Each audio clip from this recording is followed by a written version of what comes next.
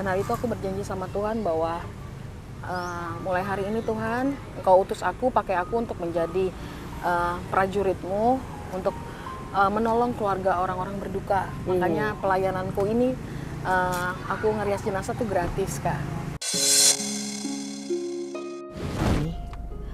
Kenapa Tuhan itu kok membiarkan kita susah, miskin gitu, sementara kita menolong banyak orang. Merawat jenazah suamiku ya, kita namanya nyebutnya merawat. Itulah hal yang paling tidak bisa aku lupain selama perjalanan aku menjadi perias jenazah.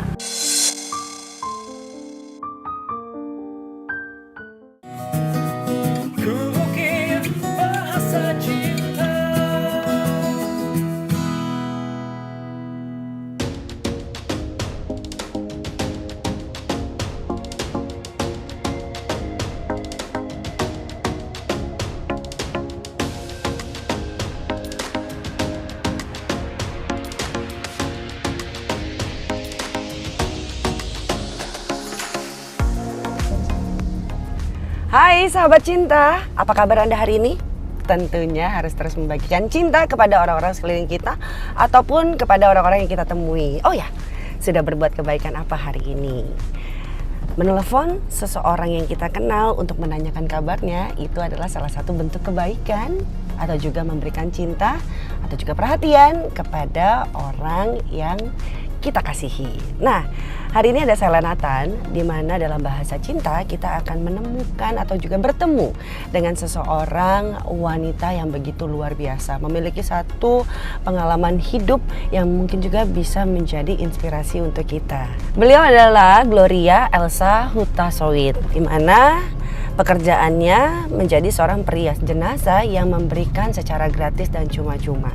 Kita juga akan mendengar ya kisahnya dan bagaimana bisa mendapatkan satu pemahaman dan ingin melakukan berbagi dengan caranya, yaitu merias jenazah.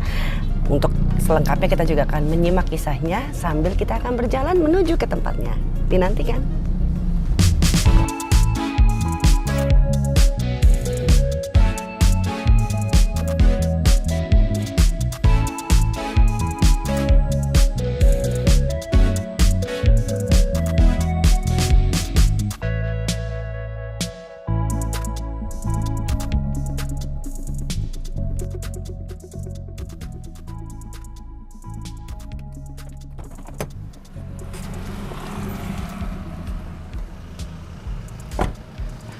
Ya sahabat cinta, sekarang ini kita sudah sampai di tempatnya Kak Elsa. Nah, kita akan masuk ya, dan kita akan bertemu dan juga ngobrol-ngobrol langsung dengan Kak Elsa. Ikutin yuk sahabat cinta.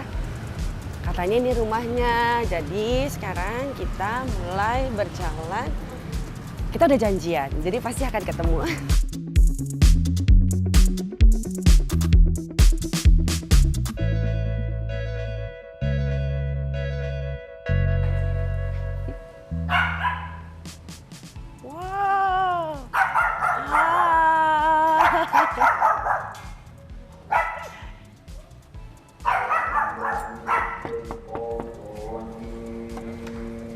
Halo, benar ini rumahnya Kak Elsa? Betul. Kak Elsanya ada? Ada lagi di studio ya. Di Oh, atas. jadi kita boleh langsung naik ke atas? Boleh, silakan. Oke.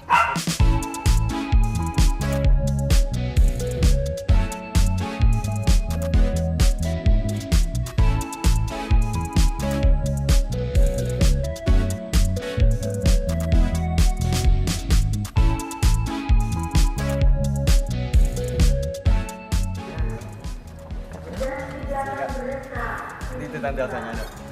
Hai, Apa kabar? apa kabar? Mari masuk. Mari masuk. Iya. Oke, makasih ya. Kak Elsa, apa kabar? Baik. Akhirnya kita bisa berjumpa. Iya, betul. Kak Elsa, boleh diceritain nggak sih?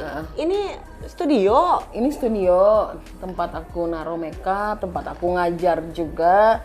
Karena aku punya kursus maraton kebaikan kan, kursus buat perias jenazah juga yang mau menjadikan perias jenazah sebagai profesinya. Oke. Gitu. Jadi sebelumnya ini studio baru banget ya? Baru banget, ya baru banget. Sudah berapa lama? Mau 2 bulanan lah. Baru mau 2 bulan. Iya. Nah, tapi kan sebelumnya tadi kan aku sempat ke bawah nih ke Iya. tempatnya Kak Elsa. Iya, ke kosannya. Nah, di kosan ya. Jadi di kosan itu udah berapa lama? Di kosan udah 2 tahun semenjak COVID lah, 2020. Oh, oke. Jadi kalau sebelum pindah ke kosan ini, Kak Elsa tinggal di mana? Tinggal sama orang tua dulu. Nah, sebelumnya pas suami saya masih hidup sampai meninggal, saya tinggal di rumah keluarganya suami gitu. Oh, oke. Jadi pindah-pindah Iya, iya. Jadi nomaden. baru pindah ke sini itu setelah dari rumah orang tua gitu. Iya. Alasannya pindah? Alasannya pindah satu karena dulu kan aku ngerias jenazah masih pada virus COVID tuh masih tinggi banget. Jadi hari-hariku kan di kamar jenazah nih gitu. Kita nggak tahu kan membawa apa sih namanya penyakit buat mama papa karena kan mama papaku tuh kebetulan komorbidnya tinggi Oh, gitu. oke. Jadi untuk menjaga keselamatan orang tua juga gitu ya. Jadi aku tinggal di sana terus sama buat menampung makeup expired. Nah, di maraton kebaikan tadi itu. Di maraton kebaikan, jadi aku punya pergerakan Kak. Jadi maraton kebaikan itu memang aku buat sama almarhum suamiku. Nah ternyata jadi antusias masyarakat itu tinggi banget gara-gara aku bikin pergerakan ini, banyak orang yang mau donasi. Nah donasi itu aku berikan kepada anak-anak muridku juga gitu. Oh, oke. Jadinya kenapa aku bikin rumah atau ruangan yang mewah menampung itu ya supaya ada tempat aja sih. Kalau di rumah orang tua kan nggak enak ya. Iya. Oke, mungkin kita bisa lihat dulu ya karena di sini nih sahabat cinta aku juga sudah lihat banyak sekali alat-alat makeup dan ini adalah hasil dari donasi ya. Donasi. Ya. Maraton kebaikan. Mungkin boleh ditunjukin juga nih sama sahabat cinta. Nah ini nih alat makeup yang disumbangkan kepada aku. Oke. Jadi mulai dari ada makeup, ini ada tools juga. Oh, banyak toolsnya bulu ya. mata, terus ada catokan juga tadi mana. Banyak gitu lah, ya. pokoknya semua lengkap deh. Oke, sebelum kita bongkar satu-satu nih, kita juga akan kasih lihat sama sahabat cinta peralatannya memang banyak banget. Kak Elsa di sini jadi tinggal sendiri atau Lionel juga ikut sama Kak Elsa nih? Sebenarnya Lionel kadang-kadang Sabtu sampai Minggu itu di sini, tapi kalau sekolah di Mama karena aku tinggal terus kan kerja gitu. Jadi hanya weekend aja dia sama lepas libur aja di sini gitu. Oke, jadi memang studio ini dikhususkan buat menerima siswa-siswa yang ingin belajar menjadi perias jenazah. Dan ini juga nanti dibagikan juga kepada mereka. para siswa-siswi yang akan mau belajar untuk merias gitu ya. Betul. Oke, jadi sebenarnya kita juga akan sedikit mengulik nih sahabat cinta. Ini kan katanya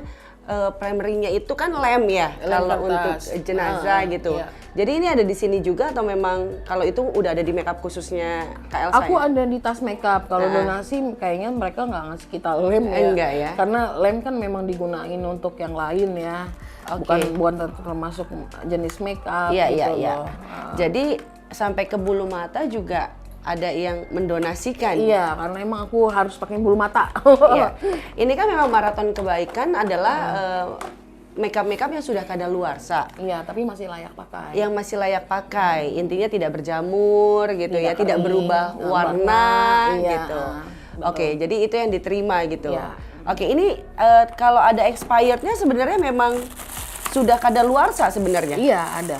Udah memang semuanya kadaluarsa. Oke, memang semuanya udah kadaluarsa. Ada juga beberapa yang nggak ngasih yang belum kadaluarsa. Belum, ini expirednya masih tahun 2024. Ini ada yang ini nih yang masih baru-baru. Nah, jadi sebenarnya di maraton kebaikan ini yang memberikan makeup untuk disalurkan kembali lagi, ada juga yang memang tidak expired ya. Iya, biasanya kalau yang nggak, ini malah banyak yang baru-baru juga. Yang baru tapi nggak, tapi dia udah expired.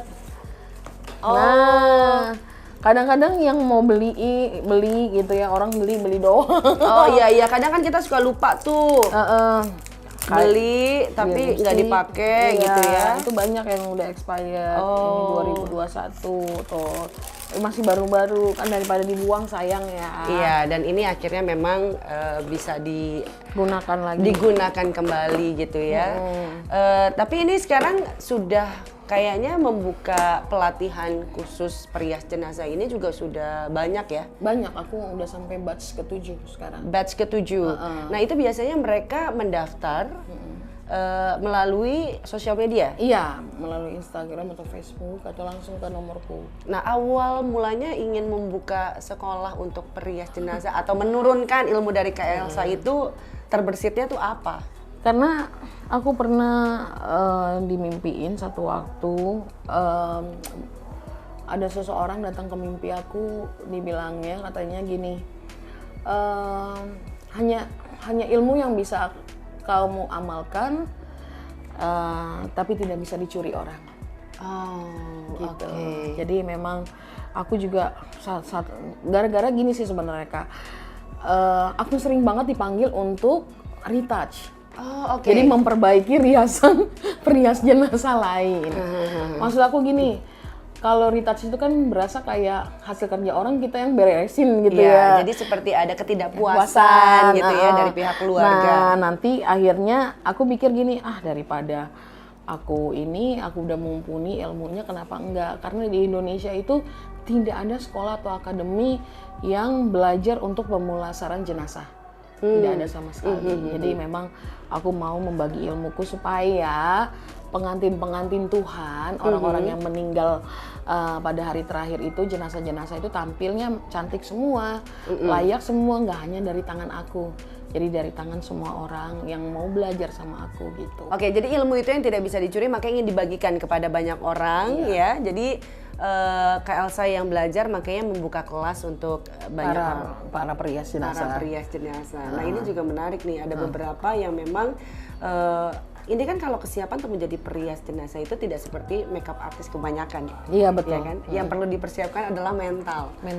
Nah, Dari satu batch itu biasanya ada berapa orang yang pesertanya yang ikut? pesertanya kira-kira ya, sekitar 10-an orang lah, 5 sampai 10 orang. 5 sampai 10 orang dalam satu batch. Iya, yang lulus nggak banyak. Nah, itu dia kan. Karena ini kan yang perlu dipersiapkan adalah mental. Yang lulusnya itu dari satu batch itu biasanya berapa? Biasanya kalau dari 10 orang yang lulus setengahnya. Kalau 5 orang paling cuma 2 orang. Karena gini, jadi perias jenazah nggak cuma mental, tapi panggilan hidup, panggilan jiwa juga. Terus mau bekerja selama 24 jam. Betul. Istilahnya mau lagi tidur enak-enak banget gitu ya, lagi nyenyak-nyenyaknya harus berangkat berapapun. Karena kan jadwal orang meninggal kita nggak pernah tahu kan gitu. Iya, jadi memang benar-benar harus tidak hanya siap secara mental, tapi secara waktu benar-benar diberikan seluruh hati, jiwa, raga, hidup, kehidupan ya memang untuk siap di calling gitu. Nah, untuk menggeluti dari profesi perias jenazah ini udah berapa lama sih? Aku mulainya sebenarnya dari awalnya, mamaku itu perawat dan dia punya pelayanan memandikan jenazah. Mamaku memandikan jenazah. Itu kalau aku mulai ngikut-ngikut mama dari remaja umur 18 tahun. Tahun 2001-an lah gitu. Tapi kalau menggeluti benar-benar secara profesional artinya saya udah mumpuni ilmunya, terus saya bekerja untuk banyak orang itu dari tahun 2016. Ya, gitu. Dari 2016 berarti hampir 6 tahun ya? Hampir 6 tahun, ya. Oke, yang namanya setiap pekerjaan itu kan pasti ada prosesnya juga gitu ya. Pernah juga pasti mengalami yang namanya tantangan-tantangannya gitu. Kira-kira dalam perias makeup jenazah ini tantangan terberatnya apa aja sih? Tantangan terberatnya adalah mengalahkan ngantuk.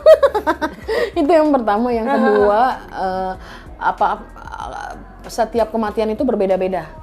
Jadi ada orang yang meninggal karena sakit jantung, kulitnya menghitam. Betul. Beda penanganannya dengan sakit liver yang menguning, atau beda penanganannya dengan pasien yang kecelakaan, jenazah yang kecelakaan, terus satu jenazah yang mati bunuh diri itu beda-beda, itu tantangannya. Tantangannya beda-beda karena di make upnya juga memang harus beda-beda juga Beda-beda gitu ya. juga.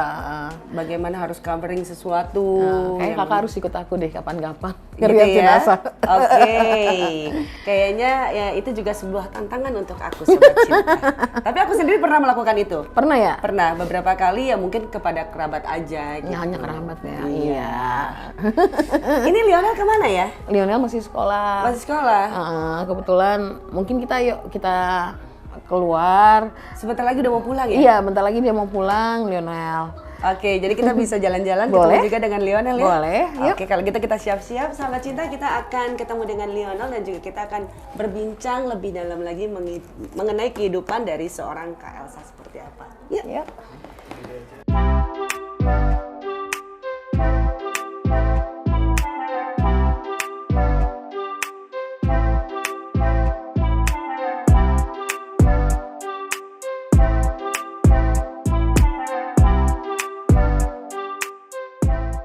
Ya sahabat cinta, sekarang ini kita dalam perjalanan dengan Kak Elsa. Kita akan ketemu dengan Lionel ya, Ya, Lionel. yang baru saja pulang sekolah. Nanti dia pulang dulu ya, ganti baju. Ganti baju. Baru nanti berkunjung juga Iya, ke betul. taman ya. Ke taman. Iya, ini Lionel sekarang kelas berapa ya? Kelas 2 mau lanjut ke kelas 3. Nah, kemarin dia dapat ranking 3 di sekolah. Wah, luar biasa. Jadi dia bilang, "Mami, aku mau main ke taman." Ya udah, aku ajak lah main ke taman.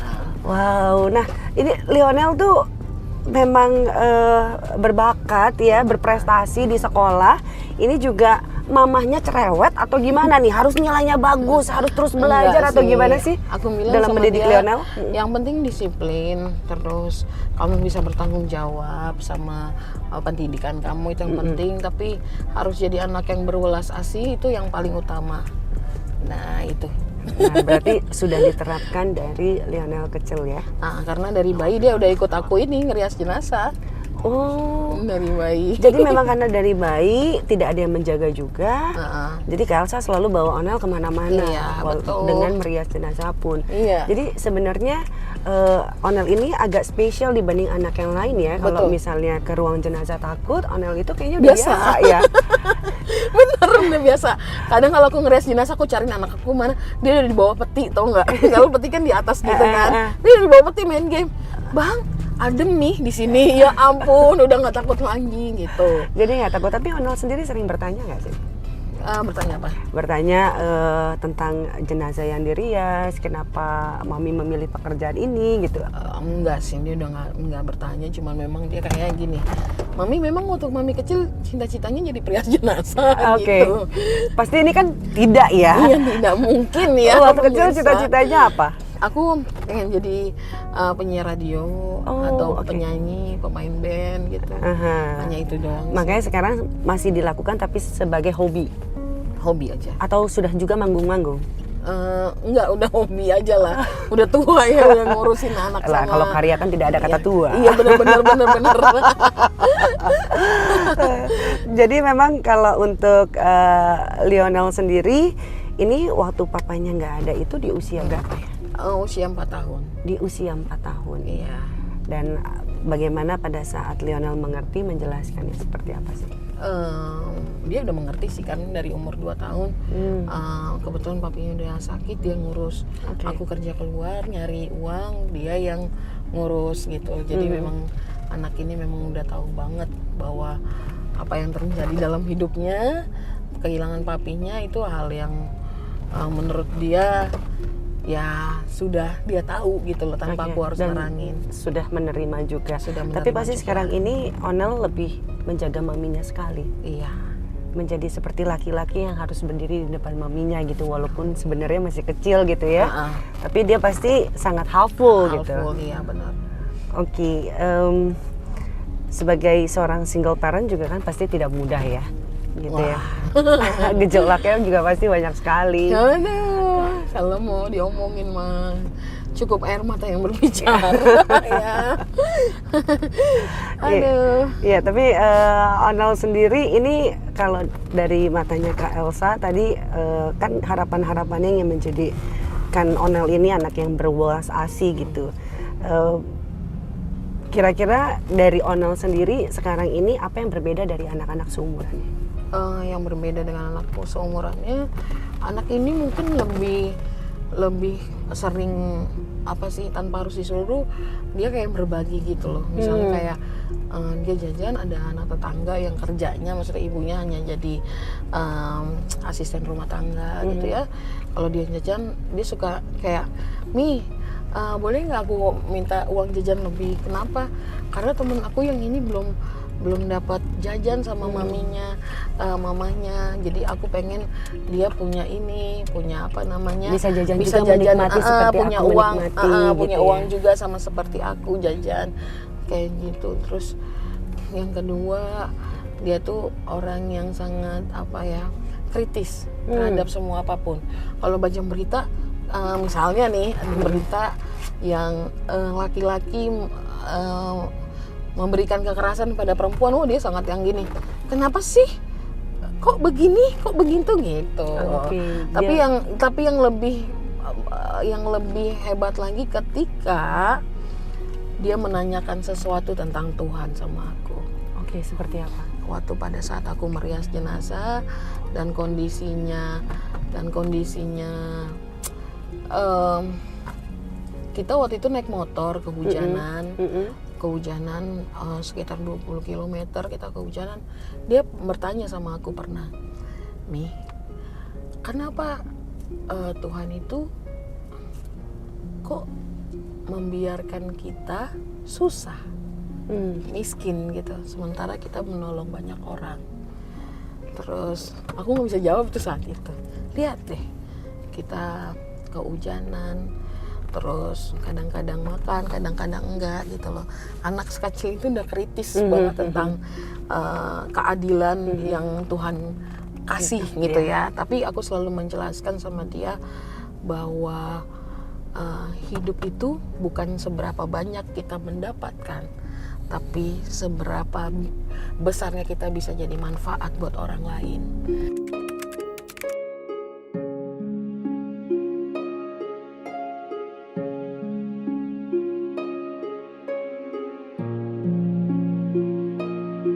Dan semua doa-doanya Lionel saat ini terjawab dan dia mengerti bahwa dia bilang, ternyata Mi, doa kita itu didengar Tuhan setelah kita benar-benar bisa membuktikan sama Tuhan ya bahwa kita benar-benar layak untuk ditolong Tuhan.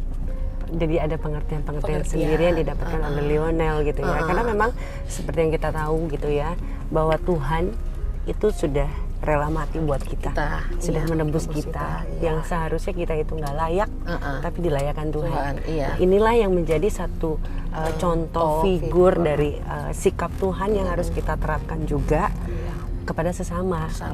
Salah satunya adalah berbagi cinta, berbagi kasih. Karena kan kita sudah merasakan kasihnya terlebih dahulu. Benar. Nah, ini yang mungkin kita akhirnya spread love to everyone. Tapi sebagai anak, ini kan Lionel sekolah.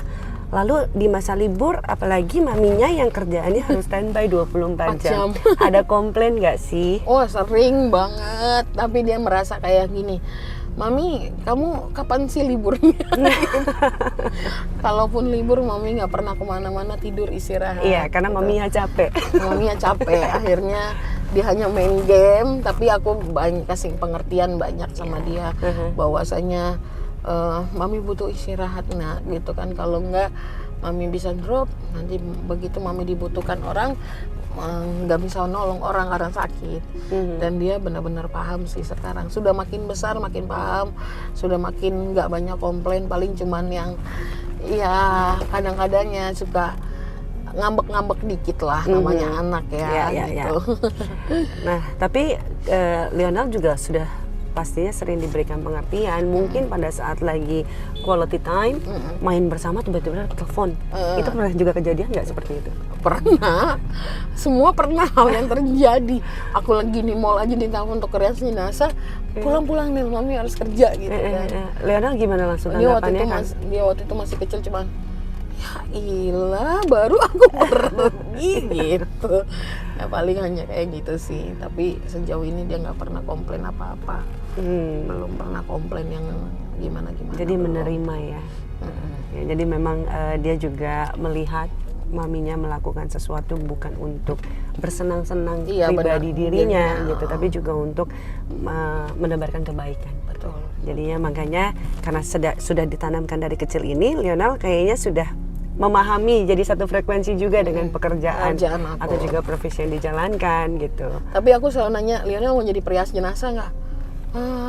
Nggak tahu deh, katanya belum tahu deh. Tapi pernah nggak Lionel sendiri terjun membantu apa gitu? Oh, pernah. Dia adalah orang yang sangat kritikus yang benar-benar aku dengar. Oke. Karena dia selalu gini, nih kok dia mami ngeriasnya kurang ini sih katanya.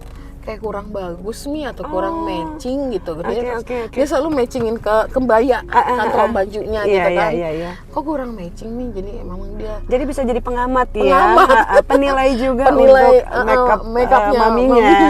Oh, jadi memang mengajak gitu ya juga untuk menjadi pengamat gitu ya untuk makeup rias. Tapi Kak Elsa juga iya benar juga ya, ada gitunya juga nggak sih? Iya bener, ya.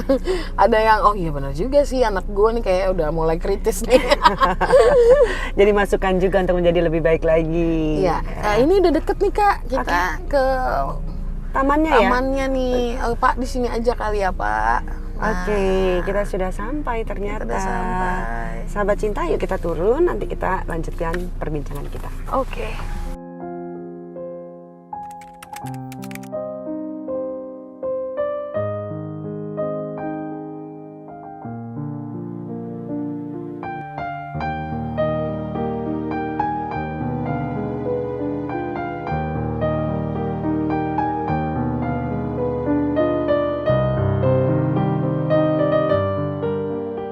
Merawat jenazah suamiku ya, kita namanya nyebutnya merawat. Ya.